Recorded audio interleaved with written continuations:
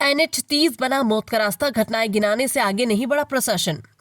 राष्ट्रीय राजमार्ग NH-30 पर हो रही लगातार दुर्घटनाएं अब किसी एक हादसे की कहानी नहीं रही, बल्कि एक खतरनाक सिलसिला बन चुका है। सवाल यह है कि इतनी बड़ी बड़ी घटनाओं के बावजूद न ठेकेदार पर कार्रवाई हुई और न ही जिम्मेदार अधिकारियों पर।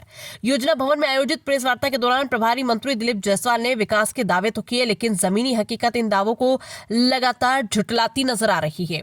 बीते कुछ समय में NH-30 पर हुई प्रमुख और दर्दनाक घटनाएं प्रशासन की लापरवाही की गवाही देती हैं। पहली घटना में एक I-20 कार गिरी, जिसमें 2 लोगों की मौके पर मौत हो गई। दूसरी बार इनोवा कार हादसे का शिकार हुई, इसमें भी 2 लोगों की जान चली गई। और तीसरी और सबसे भयावह घटना में 10 चक्का ट्रक जिसमें चावल की बोरियां लदी थी, नदी में जा गिरा। इस हादसे में भी 2 लोगों की मौत हो गई। कुल मिलाकर NH-30 अब एक स्थायी एक्सीडेंट पॉइंट में तब्दील हो चुका है, जहां दुर्घटनाएं अपवाद नहीं बल्कि रोजमर्रा की सच्चाई बन गई है। खासतौर पर नारायणगंज के भाबल पुल की स्थिति बेहद चिंताजनक है। यहां सड़क पर हमेशा बड़े बड़े गड्ढे बने रहते हैं।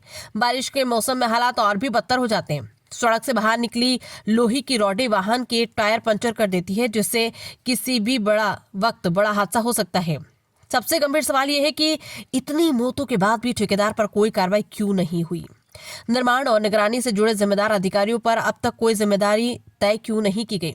स्थानीय लोगों का आरोप है कि जमीनी सुधार के बजाय केवल विकास का ढिंडोरा पीटा जा रहा है, जबकि सच्चाई यह है कि NH-30 आज भी आम नागरिकों की जान के लिए खतरा बना हुआ है। अब जनता ये जानना चाहती है कि क्या ये सड़क और कितनी जान लेगी, और क्या प्रशासन कभी कागजी विकास से आगे बढ़कर जमीनी कार्रवाई करेगा। मंडला से सुनील सोनकेसरी की रिपोर्ट।